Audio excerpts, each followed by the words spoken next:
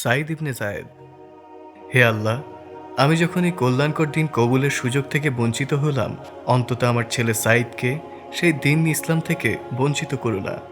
সাঈদের পিতা যায়েদের প্রার্থনা। যায়েদ ইবনে আমের ইবনে নুফাইল উৎসবের কোলাহল থেকে দূরে দাঁড়িয়ে কুরাইশের লোকজনকে দেখছেন। তারা একটা আনন্দ উৎসবে সমবেত হচ্ছে। তিনি দেখলেন পুরুষরা দামি দামি রেশমি পাগড়ি বেঁধে আর মূল্যবান ইয়ামিনী চাদর গায়ে দাম্ভিক চালে অনুষ্ঠানে হাজির হচ্ছে। যায়েদ ইবনে আমের তাকালেন নারী আর ছোট ছোট মেয়েদের দিকে। তারা ঝলমলে বর্ণিল পোশাক আর বিচিত্র সব অলংকারের সাজে সেজে উঠেছে। সবশেষে তিনি তাকালেন বিত্তবান ধনীদের টেনে নিয়ে আসা ভেড়া বকরির দিকে। সেগুলোকে তারা নানান সাজে সাজিয়ে এনেছে দেবদেবীর সামনে বলি দেওয়ার উদ্দেশ্যে। যায়েদ ইবনে আমের ইবনে নওফাইল কাবা শরীফের দেয়ালে হেলান দিয়ে এতক্ষণ এসব দৃশ্য দেখার পর কুরাইশের লোকদের সম্বোধন করে বললেন, হে কুরাইশের লোকেরা, এসব ভেড়া বকরির সৃষ্টি করেছেন আল্লাহ। এদের দানা পানির ব্যবস্থাও করেন তিনি। আকাশ থেকে বৃষ্টি বর্ষণ করে জমিনে ঘাস ও লতাপাতা তিনি উৎপন্ন করেন। আল্লাহর দেওয়া সেই পানি ও ঘাস খেয়েই এরা বেড়ে ওঠে, মোটা তাজা হয়। তোমরা কেমন মূর্খ যে সেই ভেড়া বকরি এনে সৃষ্টিকর্তাকে বাদ দিয়ে অন্য দেবদেবীর নামে বলি দিচ্ছ? এর চেয়ে বড় মূর্খতা ও নির্বুদ্ধিতা আর কি হতে পারে? এসব কথা শুনে খেপে গেলেন তার চাচা খাত্তাব, অর্থাৎ ওমর রাদিয়াল্লাহু তাআলা আনহুর পিতা। এগিয়ে এসে জায়েদের গালে এক চর বসিয়ে বললেন, শয়তান, আজ তোকে ছাড় দেব না। এতদিন ধরে তোর আজে বাজে কথা শুনে সহ্য করেছি। আজ আমাদের সহ্য শক্তি ফুরিয়ে গেছে। আজ তোকে দেখাচ্ছি মজা। এরপর তিনি কওমের স্বল্পবুদ্ধির দুষ্ট ছেলেদের উস্কিয়ে দিলেন তাকে শায়েস্তা করার জন্য। কষ্ট সইতে না পেরে তিনি মক্কা থেকে বেরিয়ে হেরা গুহায় গিয়ে আত্মরক্ষা করলেন। খাত্তাব তখন একদল দুষ্টু কুরাইশি যুবকদের দায়িত্ব দিয়ে বললেন, তার উপর কড়া নজর রাখবে, যেন সে মক্কায় ঢুকতে না পারে। এরপর থেকে যায়েদ প্রকাশ্যে মক্কায় প্রবেশ করতে পারতেন না। গোপনে লুকিয়ে লুকিয়ে তাকে মক্কায় যেতে হতো। এত কিছু করেও যায়েদকে দমানো গেল না। গোপনে গোপনে তার মক্কায় আসা যাওয়া চলতে থাকলো। সময় ও সুযোগ পেলেই তিনি ওরাকা ইবনে নাওফাল, আবদুল্লাহ ইবনে জাহাস, ওসমান ইবনে হারেস এবং রাসূলের ফুপু আব্দুল মুত্তালিবের মেয়ে উমাইমার সঙ্গে দেখা সাক্ষাৎ ও আলাপ আলোচনা করতেন। আরবদের গোমরাহি ও পথভ্রষ্টতা নিয়ে পর্যালোচনার মাঝে একদিন যায়েদ উপস্থিত সকলকে লক্ষ্য করে বললেন, আল্লাহর কসম, তোমাদের কম ও জাতির সম্পর্কে তোমরা ভালোভাবেই জানো যে ধর্মীয় ধ্যান ধারণা, আচার বিশ্বাসের বিচারে তারা একেবারে অজ্ঞ ও মূর্খ। দিনে ইব্রাহিমী তাওহীদের শিক্ষাকে অবজ্ঞা করে তারা শিরকে অন্ধকারে ডুবে গেছে। স্বজাতির এই গোমরাহি থেকে তোমরা যদি নিজেদের রক্ষা করতে চাও, তোমরা যদি আল্লাহর আযাব থেকে নাজাত পেতে চাও, তাহলে শিরকমুক্ত কোনো দিন ধর্ম খুঁজে বের করো। এই চারজন মহান ব্যক্তি ঘর ছেড়ে বেরিয়ে পড়লেন সত্য সঠিক ধর্মের সন্ধানে। ইহুদি, খ্রিস্টান ও অন্যান্য ধর্মের পণ্ডিতদের কাছে ছুটে গিয়ে দিনে ইব্রাহিমের একশ্বরবাদীর সন্ধান করতে থাকেন। এই অনুসরণের ফলাফল হিসাবে ওরাকান ইবনে নওফাল খ্রিস্ট ধর্ম গ্রহণ করলেন। আবদুল্লাহ ইবনে জাহাস ও উসামা ইবনে হারেসা প্রচলিত কোনো ধর্মকেই পছন্দ করতে পারলেন না। তারা কোনো সিদ্ধান্তে পৌঁছাতে পারলেন না। যায়েদ ইবনে আমের ইবনে নাওফালের কি হলো, এর উত্তর জানতে চলুন যায়েদের জবানিতেই শুনি বিষাদময় সেই কাহিনী। যায়েদ ইবনে আমের বলেন, আমি ইহুদি ও খ্রিস্ট ধর্ম সম্পর্কে অনেক অবগতি লাভ করলাম, কিন্তু এই ধর্মের এমন কোনো আকিদা বিশ্বাস খুঁজে পেলাম না যার দ্বারা হৃদয়ে প্রশান্তি মেলে। আমি এই ধর্ম দুটো কবুল না করে আরও দেশে সফর করে আরও বেশি করে মিল্লাতে ইব্রাহিমের সন্ধান করতে থাকলাম। সিরিয়াতে পৌঁছানোর পর আমাকে জানানো হলো যে একজন পাদ্রী আছেন যিনি আসমানি কিতাবের আলেম। আমি তার কাছে গিয়ে হাজির হলাম। আমার সব কাহিনী তার কাছে খুলে বললাম। সব কথা শুনে তিনি বললেন, মনে হচ্ছে তুমি দিনে ইব্রাহিমকে খুব ভালোবাসো, হে মক্কার ভাই। আমি বললাম, হ্যাঁ, আর সেই ভালোবাসার জন্যই এত দূর পথ পাড়ি দিয়ে দিনে ইব্রাহিমের তালাশ করে বেড়াচ্ছি। তিনি বললেন, সত্য কথা এই যে তুমি এমন একটি দিনের সন্ধান করে বেড়াচ্ছ বর্তমানে যে দিনের কোনো অস্তিত্ব নেই। তবে তুমি তোমার জন্মস্থানে ফিরে যাও। তোমার কম থেকে আল্লাহ তাআলা এমন একজন নবী পাঠাবেন যিনি দিনে ইব্রাহিমের অনুসরণ করবেন। তুমি যদি তাকে পাও তাহলে তার অনুসরণ করবে এবং তাকে আঁকড়ে ধরে থাকবে। যায়েদ মক্কার পথে ফিরতে থাকলেন। প্রতি পদক্ষেপে প্রতিশ্রুত নবীর বিষয়ে স্বপ্ন বুনতে থাকলেন। তিনি মক্কায় পৌঁছানোর আগে সত্য ও হিদায়েতের দিন দিয়ে আল্লাহ তাআলা মুহাম্মদ সাল্লাল্লাহু আলাইহি সাল্লামকে নবী হিসেবে পাঠান, কিন্তু যায়েদ তার কাছে পৌঁছাতে পারলেন না, কারণ একদল বেদুইন দস্যু তার উপর আক্রমণ করে বসে। সেখানেই যায়েদ প্রাণ হারান। জীবনের অন্তিম মুহূর্তে জায়েদ আকাশের দিকে তাকিয়ে আকাশের মালিকের কাছে শেষ নিবেদন জানিয়ে বললেন, হে আল্লাহ, আমি যখন এই কল্যাণকর দিন কবুলের সৌভাগ্য থেকে বঞ্চিত হলাম, অন্তত আমার ছেলে সাইদ যেন এই দিন থেকে বঞ্চিত না হয়। আল্লাহ তাআলা জায়েদের আবেগ ভরা এই অন্তিম মুহূর্তের প্রার্থনা কবুল করে নিলেন।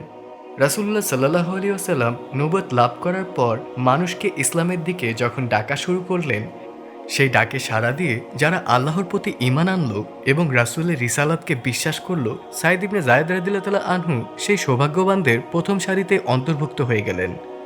আশ্চর্যের কিছু নেই, কারণ সাইদ ইবনে যায়েদ এমন একটি পরিবারে বেড়ে উঠেছিলেন যে পরিবারে প্রতিটি সদস্য কুরাইশের শিরকমূলক কর্মকাণ্ড ও তাদের গোমরাহিকে চরমভাবে ঘৃণা করতেন। লালিত পালিত হয়েছিলেন এমন পিতার তত্ত্বাবধানে যিনি সত্য দিনের সন্ধানে জীবন কাটিয়েছেন, যার মৃত্যু ঘটেছে সত্যের পেছনে তৃষ্ণার্ত আত্মার মতো ছুটতে ছুটতে। সাইদ একাই ইসলাম গ্রহণ করেননি, তার সঙ্গে স্ত্রী ওমর ইবনুল খাত্তাবের বোন ফাতেমা বিনতে খাত্তাবও ইসলাম গ্রহণ করেন। এই কুরাইশি যুবক ও তার স্ত্রী ইসলাম গ্রহণ করার অপরাধে স্বজাতির কাছ থেকে এত ভয়াবহ জুলুম ও নির্যাতনের শিকার হয়েছিলেন, যা ছিল তাদেরকে ইসলাম ত্যাগে বাধ্য করার জন্য যথেষ্ট। কিন্তু কুরাইশের লোকেরা তাদেরকে ইসলামের গণ্ডি থেকে বের করে আনা তো দূরের কথা, উল্টো তারা দুজন স্বামী স্ত্রী সক্ষম হয়েছিল তাদের দল থেকে এমন একজন লৌহমানবকে বের করে আনতে, যিনি ছিলেন তাদের দলের অতি গুরুত্বপূর্ণ সদস্য এবং যিনি ছিলেন মুসলিমদের জন্য এক মূর্তিমান আতঙ্ক, যার নাম ওমর ইবনুল খাত্তাব। সাইদ এবং তার স্ত্রী ছিলেন ওমর ফারুকের ইসলাম গ্রহণ করার কারণ। সাইদ ইবনে যায়েদ রাদিয়াল্লাহু তাআলা আনহু মাত্র 20 বছর বয়সে ইসলামের ধর্মে দীক্ষিত হয়েছিলেন। এর ফলে তিনি টগবগে তারুণ্যের পূর্ণ শক্তি ও সময় নিয়োগ করতে পেরেছিলেন দিন ইসলামের কল্যাণ ও সেবায়। একমাত্র বদর ছাড়া তিনি ইসলামের সকল জিহাদে রাসূলুল্লাহ সাল্লাল্লাহু আলাইহি সাল্লামের নেতৃত্বে বীরত্বের সঙ্গে লড়াই করেছেন। ইসলামের সর্বপ্রথম গুরুত্বপূর্ণ যুদ্ধ বদরের দিনে রাসূলুল্লাহ সাল্লাল্লাহু আলাইহি সাল্লাম তাকে আরও বেশি গুরুত্বপূর্ণ কাজের দায়িত্ব না দিলে তিনি সেই যুদ্ধে অংশগ্রহণের সৌভাগ্য থেকেও নিশ্চয়ই বঞ্চিত থাকতেন না। তিনি অংশ নিয়েছিলেন কিসরা ও কায়সার, পারস্য ও রোম সাম্রাজ্যের পতন অভিযানেও। মুসলিম বাহিনী যত যুদ্ধ ও অভিযান পরিচালনা করেছে তার সবগুলোতে সাইদ ইবনে যায়েদের শুধু অংশই ছিল না, বরং তাদের প্রতিটি অভিযানই ছিল তার প্রশংসনীয় ভূমিকা ও উজ্জ্বল অবদান। তার সর্বাধিক সাহস ও চমৎকার যে বীরত্বের কথা ইতিহাসের পাতায় আলোচিত হয়েছে, সেটা হলো ইয়ারমুকের লড়াইয়ের ময়দানে। সেদিনের সে আলোচিত ও আলোকিত আবেদনের কথা শুনতে চলুন যাই সাইদ ইবনে যায়েদের কাছে।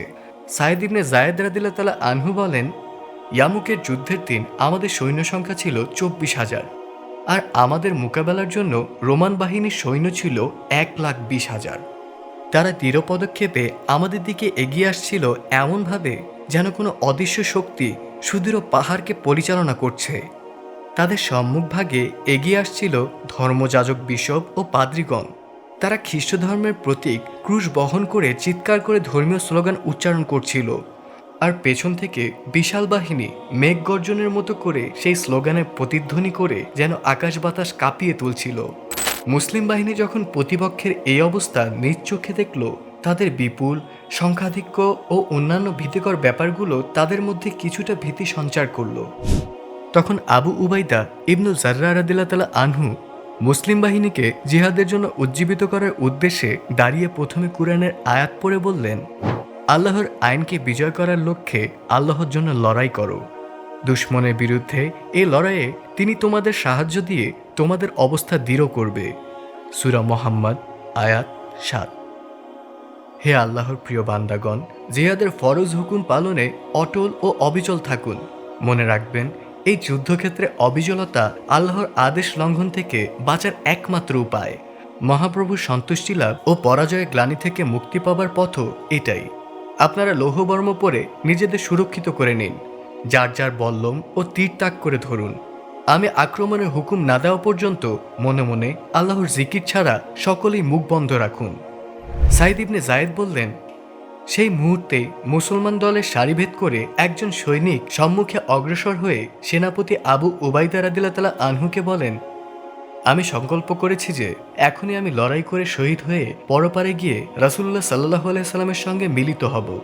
আপনি কি রাসূলুল্লাহ সাল্লাল্লাহু আলাইহি সাল্লামের কাছে কোনো বার্তা পাঠাতে চান? চাইলে আমাকে বলুন। আবু উবাইদা রাদিয়াল্লাহু আনহু বললেন, হ্যাঁ, রাসূলুল্লাহ সাল্লাল্লাহু আলাইহি সাল্লামের কাছে গিয়ে আমার ও সকল মুসলিমের সালাম পৌঁছে দিয়ে বলবেন, ইয়া রাসূলুল্লাহ, আমাদের রব আমাদের সঙ্গে যে ওয়াদা করেছিলেন আমরা তা সম্পূর্ণরূপে পেয়ে গেছি। সাইদ ইবনে যায়েদ রাদিয়াল্লাহু আনহু বলেন, আমি যখন সেই সৈনিকের কথা শুনলাম এবং তাকে দেখলাম তরবারি কোষমুক্ত করে শত্রুদের উপর মরণপর আক্রমণে ঝাঁপিয়ে পড়তে, সঙ্গে সঙ্গে আমি নিচু হয়ে দুহাঁটু মাটিতে ঠেকিয়ে বর্ষা তাক করে ছুঁড়ে মারলাম মুসলিম বাহিনীর দিকে এগিয়ে আসা প্রথম অশ্বারোহী বাহিনীর দিকে। এটাকে ধরাশায়ী করে ফেলার পর আমি জীবনের মায়া ছেড়ে শত্রু বাহিনীর উপর ঝাঁপিয়ে পড়লাম। ততক্ষণে আল্লাহর ইচ্ছায় আমার অন্তর থেকে সব ভয় একেবারে দূর হয়ে গেছে। অন্য সকলেও তখন রোমানদের উপর ঝাঁপিয়ে পড়ে প্রাণপণ লড়াই করতে থাকে। অবশেষে আল্লাহ তাআলা মুসলিম দলকে বিশাল রোমান বাহিনীর বিরুদ্ধে ঐতিহাসিক বিজয় দান করে। এরপর সাইদ ইবনে যায়েদ রাদিয়াল্লাহু আনহু সিরিয়ার রাজধানী দামেস্ক বিজয়ে অংশ নেন। দামেস্ক যখন মুসলিম বাহিনীর হাতে বিজিত হয় এবং সেখানকার জনতা ইসলাম সরকারের আনুগত্য স্বীকার করে নেয়, তখন আবু উবাইদা ইবনে জাররা রাদিয়াল্লাহু আনহু সাইদ ইবনে যায়েদ রাদিয়াল্লাহু আনহুকে সেখানকার গভর্নর নিযুক্ত করেন। এভাবে তিনি হয়ে যান ইসলামের ইতিহাসে দামেস্কের সর্বপ্রথম মুসলিম গভর্নর। বনি উমাইয়া শাসনামলে সাইদ ইবনে যায়েদ রাদিয়াল্লাহু আনহুর জীবনে ঘটে এমন এক দুর্ঘটনা, দীর্ঘদিন যাবৎ মদিনার লোকদের মুখে মুখে যার কথা আলোচিত হতে থাকে। ঘটনাটির বিবরণ এরকম: আর ওয়ান বিনতে ওয়াইস নামের এক মহিলার মনে সন্দেহ জাগে যে সাইদ ইবনে যায়েদ রাদিয়াল্লাহু আনহু আর ওয়ানের জমির কিছু অংশ অবৈধভাবে দখল করে নিজের জমির সীমানা বাড়িয়ে নিয়েছেন। মনের এই সন্দেহের ব্যাপারটি মহিলা সকলের কাছে প্রচার করতে থাকে। শুধু এতটুকুই ক্ষান্ত হলে তাও একরকম হতো। শেষ পর্যন্ত মদিনার গভর্নর মারওয়ান ইবনে হাকামের কাছেও তার বিরুদ্ধে অভিযোগ তুলে বিচার চেয়ে বসে। মারওয়ান ইবনে হাকাম বিচার মীমাংসার উদ্দেশ্যে তার কয়েকজন লোক পাঠান। পুরো বিষয়টি তখন রাসূলুল্লাহ সাল্লাল্লাহু আলাইহি সাল্লামের সম্মানিত এই সাহাবীর কাছে কষ্টদায়ক হয়ে যায়। তিনি দুঃখ করে বলেন, বলাবলি হচ্ছে যে আমি মহিলার উপর জুলুম করেছি।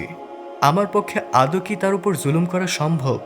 অথচ আমি রাসূলুল্লাহ সাল্লাল্লাহু আলাইহি সাল্লামের কাছে বলতে শুনেছি, যে ব্যক্তি অন্যায়ভাবে অন্যের মাত্র 1 বিঘা জমি দখল করবে, কিয়ামতের দিন শাস্তিস্বরূপ তার গলায় 70 স্তর পর্যন্ত ভূমি ঝুলিয়ে দেয়া হবে।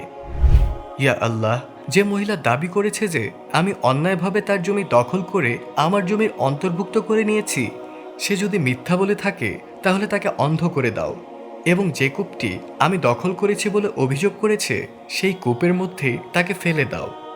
আমার পক্ষে এমন জ্বলন্ত কোনো উদাহরণ সৃষ্টি করে দাও যাতে সমগ্র মুসলিম জাতির কাছে স্পষ্টভাবে প্রমাণিত হয়ে যায় যে আমি তার ওপর কোনো জুলুম ও অন্যায় করিনি।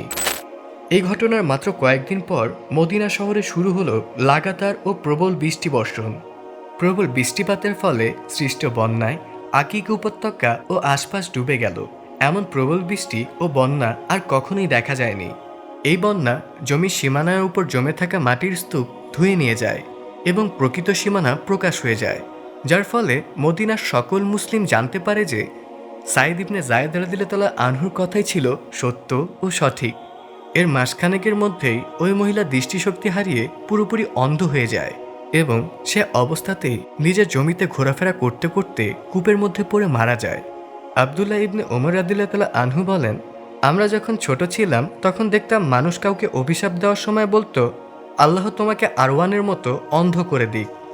অন্ধ হয়ে যাওয়ার ঘটনায় অবাক হওয়ার কিছু নেই, কারণ রাসূলুল্লাহ সাল্লাল্লাহু আলাইহি সাল্লাম বলেছেন, মাজলুমের বদদুয়া থেকে বাঁচার চেষ্টা করো, কেননা এই দুয়া সরাসরি আল্লাহর কাছে পৌঁছে যায়, কোনো অন্তরায় ও বাধা থাকে না। সাধারণ কোনো মাজলুমের অবস্থা যদি এমন হয়, তাহলে মাজলুম ব্যক্তিটি জান্নাতে সুসংবাদপ্রাপ্ত 10 জনের একজন সাইদ ইবনে যায়েদ রাদিয়াল্লাহু আনহু হলে তার বদদুয়ার প্রভাব কেমন হবে?